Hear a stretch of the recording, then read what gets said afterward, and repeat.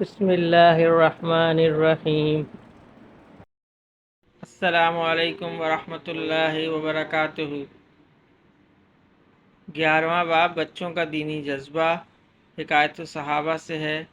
سب سے پہلے آپ سب سے گزارش ہے کہ آپ سب جو ہے وہ اس چینل کو، اس ویڈیوز کو جو ہے وہ پورا دیکھیں اور اس کو ویو کریں، اور اس کے ساتھ ہی جو ہے وہ آپ لوگ جنہوں نے اب تک سبسکرائب نہیں کیا ہے وہ سب سبسکرائب کر لیں، اور میرے انڈیا میں موجود جو فالوورز ہیں جو انڈیا سے دیکھ رہے ہیں اس ویڈیو کو، ان سے بھی بہت گزارش ہے، اور ان کا بہت جو ہے وہ ان کو اللہ تعالیٰ جزائے خیر عطا کرے کہ میرے دونوں ممالک میں، انڈیا اور پاکستان میں موجود تمام جو ویورز ہیں، اللہ پاک ان سب کو جزائے خیر عطا کرے۔ بچوں کا دینی جذبہ۔ کم سن اور نو عمر بچوں میں جو دین کا جذبہ تھا وہ در حقیقت میں بڑوں کی پرورش کا ثمرہ تھا۔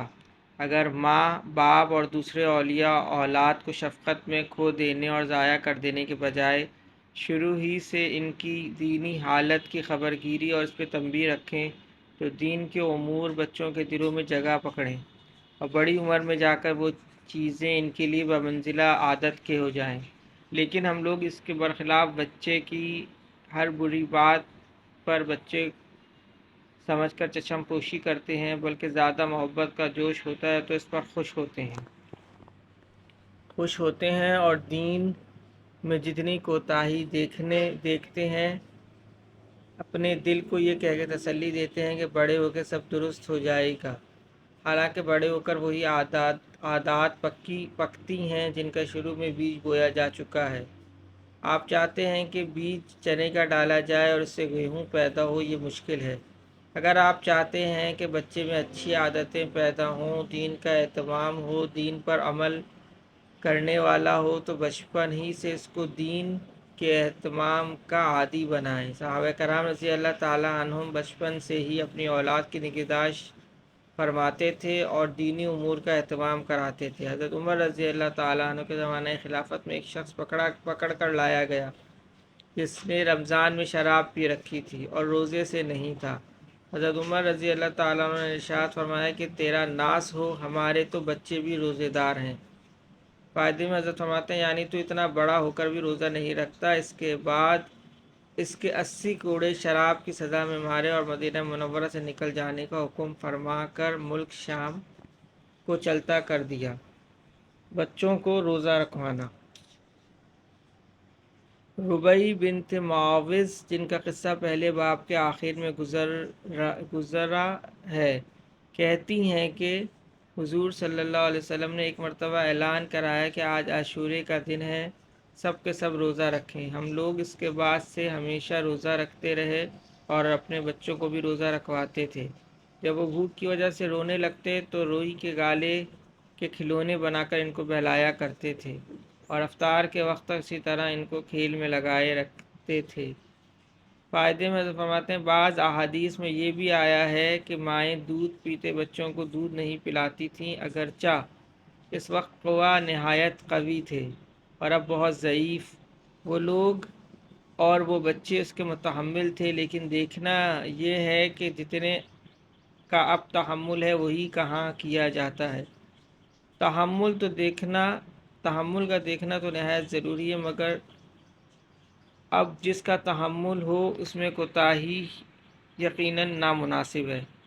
حضرت عائشہ رضی اللہ تعالیٰ عنہ کی احادیث اور آیت کا نزول۔ حضرت عائشہ رضی اللہ تعالیٰ عنہ 6 سال کی عمر میں حضور اقدس صلی اللہ علیہ وسلم کے نکاح میں آئیں۔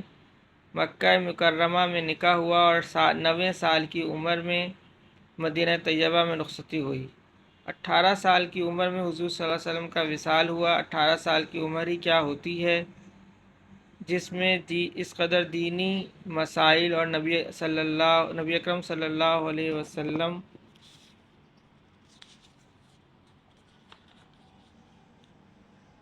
کے ارشادات اور افعال ان سے نقل کیے جاتے ہیں کہ حد نہیں۔ مسروق رحمہ اللہ کہتے ہیں کہ بڑے بڑے صحابہ رضی اللہ تعالیٰ عنہ کو میں نے دیکھا کہ حضرت عائشہ رضی اللہ تعالیٰ عنہ سے مسائل دریافت کرتے تھے۔ عطا رحمہ اللہ کہتے ہیں کہ مردوں سے زیادہ مسائل سے واقف اور عالم تھیں۔ ابو موسیٰ اشعری رضی اللہ تعالیٰ عنہ کہتے ہیں کہ جو علمی مشکل ہمیں درپیش آتی تھی، حضرت عائشہ رضی اللہ تعالیٰ عنہ کے پاس اس کے متعلق تحقیق ملتی تھی۔ 2210 حدیثیں کتب حدیث میں ان کی ملتی ہیں۔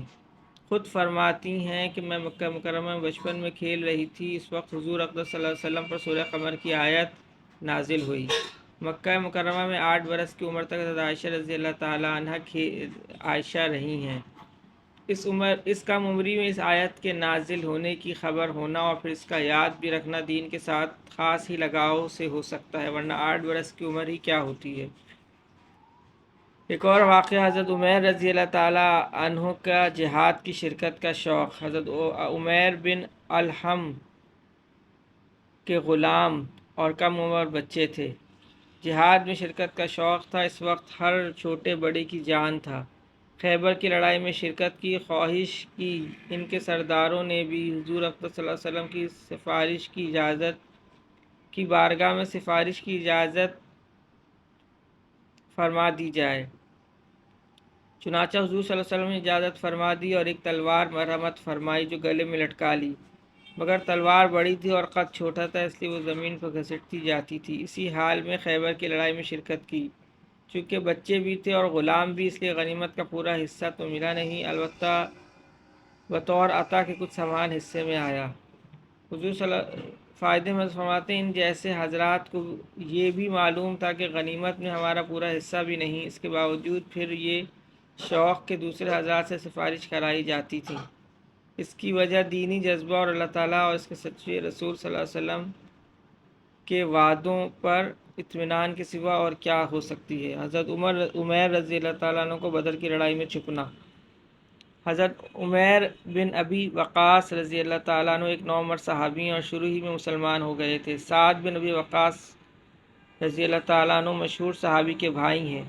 سعد رضی اللہ تعالیٰ عنہ کہتے ہیں کہ میں نے اپنے بھائی عمیر رضی اللہ تعالیٰ عنہ کو بدر کی لڑائی کے وقت دیکھا کہ لشکر کی روانگی کی تیاری ہو رہی تھی اور وہ ادھر ادھر چھپتے پھر رہے تھے کہ کوئی دیکھے نہیں۔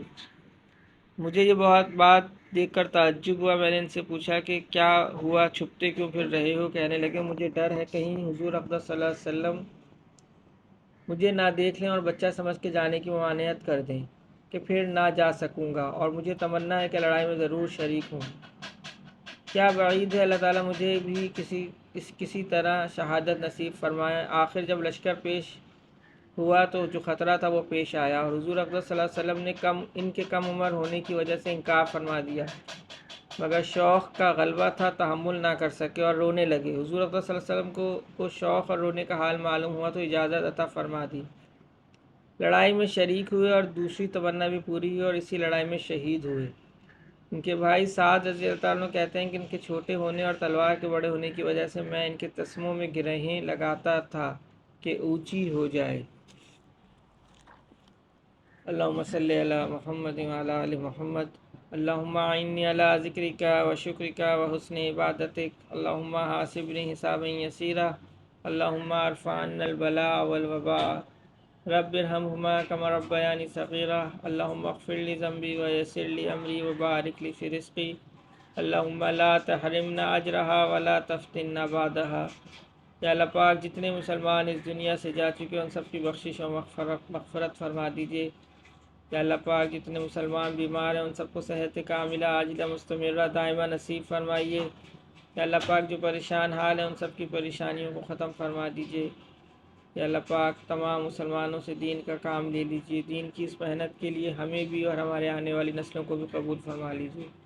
سبحان ربک رب العزت عما یصفون وسلام علی المرسلین والحمد للہ رب العالمین، آمین برحمتک یا ارحم الراحمین۔